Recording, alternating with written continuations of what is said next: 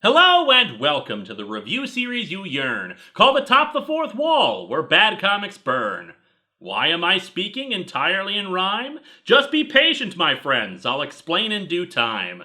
Today's story is strange and bizarre. You'd want to throw this comic to a place very far. What comic is this that deserves no veneration? It's issue 2 of Star Trek: The Next Generation. Star Trek and Christmas? That is an odd pair. Star Trek's a show where holidays are rare. There was a silly episode done for Halloween, but that's the original series where camp was quite keen. On The Next Generation, such things were rejected because Gene Roddenberry thought that the future was perfected. The first 2 seasons were full of pretension, bad acting, and snob. The characters were arrogant and dumb as a doorknob. There was racism and sexism, but something worse to usher. The smartest boy in the world, known to all as Wesley Crusher. The first 2 seasons sucks, but there were good episodes, it is true, like Contagion, Conspiracy, Measure of a Man, and Q-Who. But the Enterprise crew of early TNG were not the sort who would celebrate Christmas with glee. They hated the 20th century like you wouldn't believe, wearing their arrogance upon a tight sleeve. Once upon a time, they found some people frozen in space who were not quite used to bumpy foreheads on a face. They came from the past, around our time to be sure, but the Enterprise crew described them like manure. What vile people were they, to describe them so sick? A mother, a financier, and some country hick. No mention of apartheid, genocide, or some inhuman elective. Perhaps this crew should gain some perspective. And that's why it's strange they do a Christmas story, you see. You'd think they'd reject Christmas and its green Christmas tree. Christmas, they'd ask, confused by what it all meant? Ah yes, they recalled, as if it's a bad scent. Christmas is the time of greed, of customs appropriated, of commercialism and barbarism, and egos inflated. A time of material and money and cold winter storms. They would scoff in their tight, crappy uniforms. So how is this about Christmas, considering the things they would eschew? To find out, let's dig into Star Trek: The Next Generation number 2.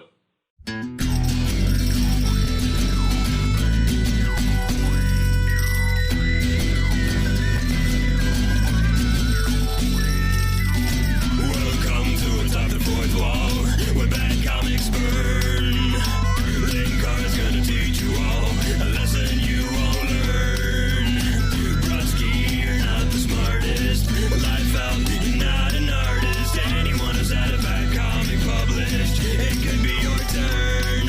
Linkara, he's a man punch, wears a birdie hat. Linkara, he has a magic gun. Where'd he purchase that? Linkara, coins, robots, Amazon and trucks. Linkara, this comic sucks. Linkara. Oh, the weather outside is frightful, but the fire is so delightful.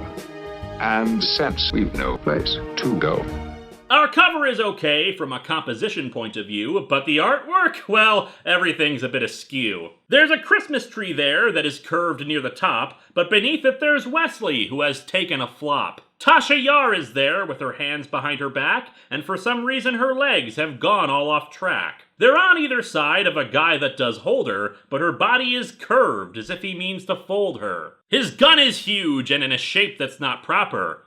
Perhaps it's actually a novelty tree topper. And then there's Picard confronting this stranger by striking a pose that's like a Power Ranger. His legs do the splits and his arm reaches far. It's like he's the opposite of our dear Tasha Yar. Up on the top it says this is a 6-issue mini, which is an odd thing to say and makes me quite grinny. This story is done in one, not part 2 of 6. But my definition and yours may just not quite mix. If it is all one story, it just seems like a bad call to have a Christmas romp here, making the bigger story stall. I've seen this before in another show, it's true, in the middle of a master plan on old Doctor Who. We open as we often do out somewhere in space. In Star Trek of all things? What an odd case! A ball of red that looks like fiery fur is chased by a spaceship that looks strange for sure. We cut to the Enterprise as it soars around stars, since starships are just giant interstellar cars. On the bridge, the Night Watch is taking their shift, the crew hoping that none will feel it all miffed. They're on their way to Starbase, but the holiday season has hit, and I see more so than usual the uniforms are a tight fit. I did not need to see the crew's pecs so defined, and wearing one now, these things are not at all kind. Riker is in charge of the bridge on this night, and he anticipates that there shall not be a fight. It's traditionally a quiet evening, galaxy-wide, so they can sit back, relax, and enjoy the ride. Oh wait, galaxy-wide? Are we supposed to buy this, that the entire universe celebrates Christmas? And yet that is the case, as Worf here observes, our friendly Klingon throwing us these little swerves. My Klingon people celebrate the coming of our gods this season as well. Oh, the Klingons have a Christmas? Gee, ain't that just swell? But that statement seems odd, considering something I remember. Our gods are dead.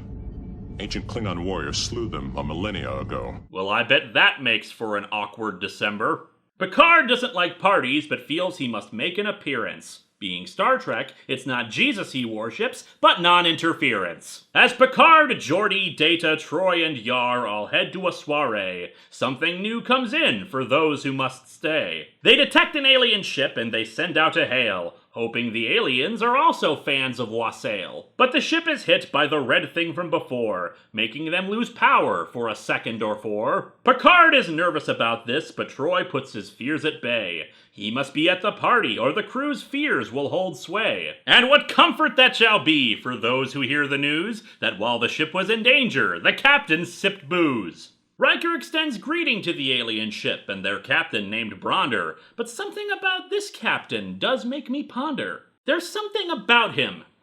I need a memory enhancer. Wait, holy crap, it's the Ninja-style dancer! Wow, you were in a Star Trek comic? Your star must be climbing! Riker invites Bronder, whose eyes look a bit cross, to come on over and have cranberry sauce. For this is a time of celebration and joy, and hopefully not for the aliens to destroy. Bronder accepts and they'll be over in 30. I don't have a rhyme, so hey, look at the birdie! We accept your generous invitation, said the alien and ninja combined, and we look forward to absorbing all we can from your kind. What? Oh, sorry, I was feeling a bit sleepy. Did he just say something incredibly creepy? We cut to the crew and, dear lord, what is that thing? Oh, not her dress, it's a party. She dresses to swing. I mean that thing that she's holding. Is it a mirror? Why is she trying to hold it much nearer? It's like a shower head with a perfume bottle on one end. Is it deodorant? A sex toy? I can't comprehend. And over to Tasha, whose clothing is not quite as sheer, but she's still decked out in leather bondage gear. She thinks to herself about faith held back by her duties, and for the fashion inclined, take a look at her booties. And then it's over to a couple of people I don't know. Red shirts probably, I can't wait for them to go. The one in her undies goes by the name of Bickley. Her husband says she throws tantrums, so ain't he a dickie? And then, of course, to the most important on the crew, Wesley Crusher! Oh, what a piece of poo. But Ma, do I have to go to this dull old party? I'm sure when he sees Tasha, he'll feel much more hearty. Then over to Geordi and Data, and their own festive attire, with outfits that should probably also burn in a fire. These clothes are as colorful as the fish known as Pleiades. Can you tell that this comic was made in the 80s? It's Data's in particular that really makes me think. A vest with no shirt and tight pants that are pink. Geordi says, "You look fine, Data. Now just relax. It's not every day you can be on When Fashion Attacks." But I'm always nervous at human gatherings, Data says in response. Data has no feelings. He should possess nonchalance. They all gather at the holodeck with mirth, joy, and cheer. And the artist must have thought Data was stereotypically queer. Or is there a reason why his leg is extended on the flat ground? Data feeling up his own thigh? This image does confound. Yet Wesley's got it worse than Yar, Data, or Troy. Dr. Crusher's dressed him up like a little sailor boy. Geordie rustles his hair as if he was 8 and not age 15, trying to get some merriment out of the little sardine. Wesley just turn around and enjoy the view. That's his mother in front of him. You make me want to spew. Inside the holodeck is a winter wonderland. Wesley calls it cool, which Data does not understand. You'd think given the snow, he'd assume he meant cold, but then this joke is so lame I can't be consoled. Wesley says it means swell, or keen, or even stupefragged. That last one in particular made my face feel all sagged. The Bickleys live up to their name as they shout, fight, and bicker, but all I can do is sit here and snicker. Gene Roddenberry, you see, said that in the future, humans don't fight. Not each other, anyway. They're always polite. We've evolved, he would say, so that on everything we agree. Meaning the future is drier and less diverse than potpourri. But it would seem the comics writers had the gall to say screw that and reject that stupid call. If there is no conflict, then there is no drama, meaning they might as well replace everyone with a llama. In the transporter room, Picard and Yar greet Bronder and friends, and to those 5 aliens his hand he extends. They say their race is the Krieg, and Picard is at first offended. His handshake request has been sorely upended. Yar suggests that it must not be their way. You'd think it'd be the diplomat who'd know what to say. They walk down a hall, and Wesley seizes his chance to escape from the party without his mom's glance. But following the boy is the red thing from before, shrunken now to fit inside the corridor. One of Bronder's men senses the red thing and its trail, or perhaps it sensed Wesley and the odor of fail. The man runs into Wesley, having lost track of the red, and believes that he followed the boy and has been misled. He says it's not him, and he misread his force aura. Did you know that my hat might not be a fedora? Wesley follows him back, suspicious of this meeting.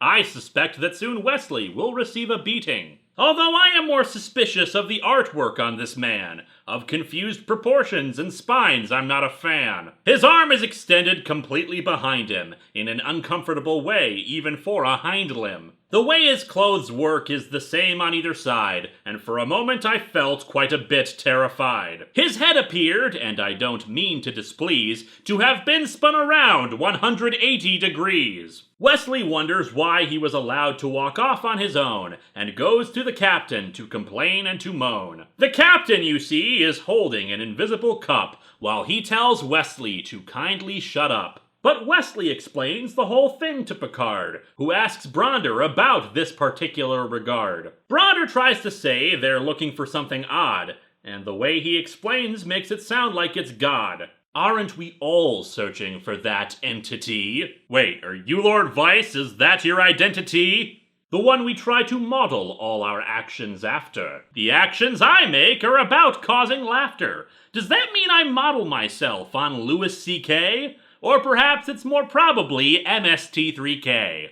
They were on the trail of the thing when they saw the Enterprise D, and it might explain the power surge idiosyncrasy. Data and Geordie are ordered to scan the deck from these hills, while Counselor Troy looks like she needs some headache pills. The two find nothing, and Wesley's fears are discarded, and he leaves in a huff, looking broken-hearted. Troy follows after and says she thinks something is wrong, all while she wears her big pink sarong. But they have no proof of anything sinister. Wait, if this is Christmas, does the ship have a minister?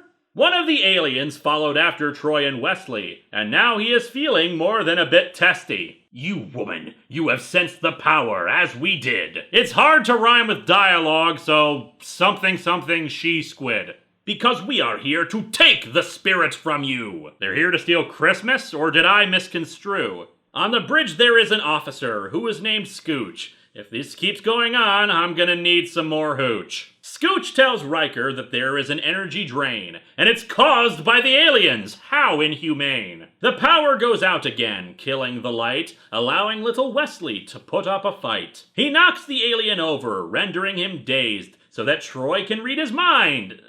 Well, I'm amazed. Troy's not a full telepath, if I may point out. Apparently the writer didn't know what she was about. She was an empath, a reader of feelings, which was not often used in diplomatic dealings. Anyway, the alien pushes her aside. She won't steal his force, he notified. He tells Bronder that they tried to drain him, whatever that means, and Bronder beams over guns to blow them to smithereens. Geordi and Yar knock 3 out, and I must be admitting, it doesn't feel like Christmas until there's been hitting. Picard tells Bronder to lay down his gun. In only 2 seconds, he's been overrun. Bronder surrenders and admits their wrongdoing, but their instruments had found the entity they were pursuing. The entity appeared to have gone into the ship, but if the Enterprise can't find it, it may have given them the slip. But Troy can still sense it, and it's powerful at that.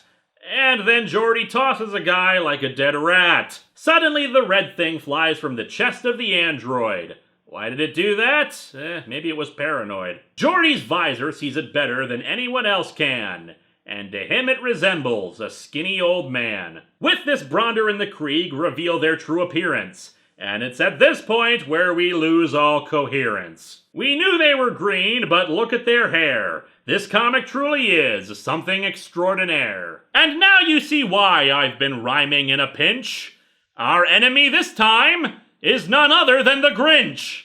And not just one Grinch, as it would seem, but an entire race of them. Is this a dream? Do they all have dogs that are named Max? Are their shoes made too tight and need to relax? I have so many questions, so many things I must know.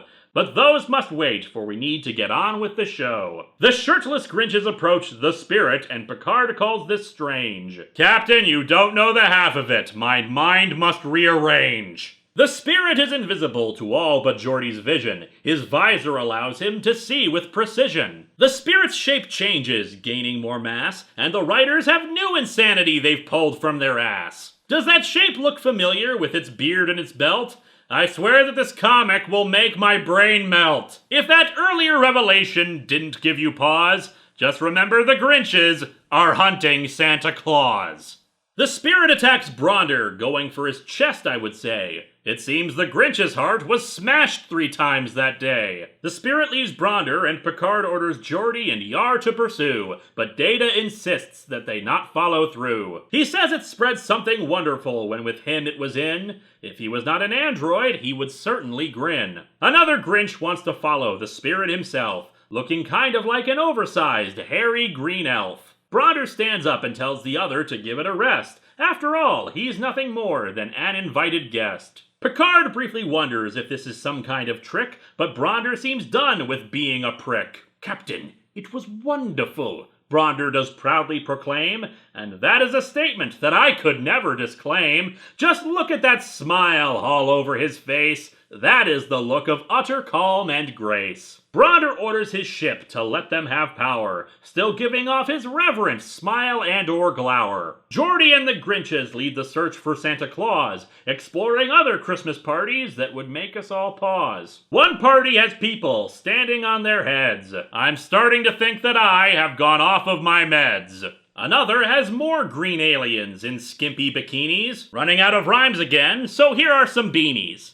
Wherever the Spirit travels, it brings merriment and laughter, though for me it brings confusion for this comic hereafter. These parties are made for specific alien groups, but the sheer numbers of each make me say, whoops. I think the creators thought there were more species on the ship than actually hung around to make the long trip. Do they all have a holiday occurring at once? What about planets with less than 12 months? But whatever, there's still silliness to be found. Santa is on the bridge, just hanging around. Santa is weakened and appearing quite frail, though we can't really see him in that much detail. The Grinch from before moves closer to the jolly form. I hope this ends soon, I want out of this uniform. He absorbs part of Santa into his chest, and now wishes only for the very best. He says the Spirit is dying and needs their help bad.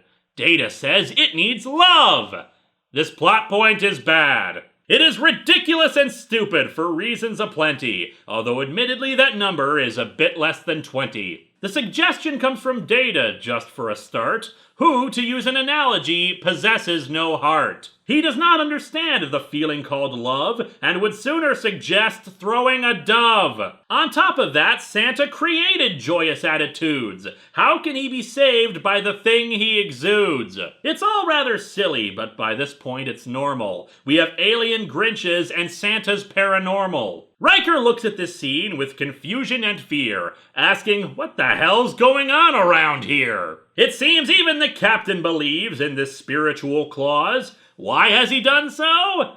Well, just because. Santa grows larger as Geordi stares. This feels like something straight out of Care Bears. In return for his strength fully restored back, Santa once more uses his special attack. It goes through both ships, filling everyone with glee. Now even the Grinches want some holiday jubilee. Worf tells the captain they even mentioned gifts. Knowing Star Trek, they are probably time rifts. And so our comic ends with the ships on their way, so that the joy of the season was felt on this day. There is fun and benevolence and holiday cheer. I only hope it lasts into the new year. This comic is weird in more ways than one, but I've got to admit it is kind of fun. Grinches chase Santa for reasons unclear, and everyone in the galaxy has a holiday they adhere. So many questions left unanswered, it seems, about Grinches and Santas who help self-esteems. Come to think of it, were the Grinches the mean ones at all? They just wanted some spirit to feel much more tall. The Enterprise was Whoville and Christmas without tags. Christmas without ribbons, packages, boxes, or bags. I started this review by saying the early days of this show certainly had themselves a long way to go. I thought they'd hate Christmas, commercialism and all, but maybe they knew it's not about things financial. Maybe Christmas, they knew, didn't come from a store. Maybe Christmas, perhaps, means a little bit more. I'm still giving out presents, if you must know. The lights turn way down low. Make it so. Make it so. Make it so. When we finally kiss. Good night.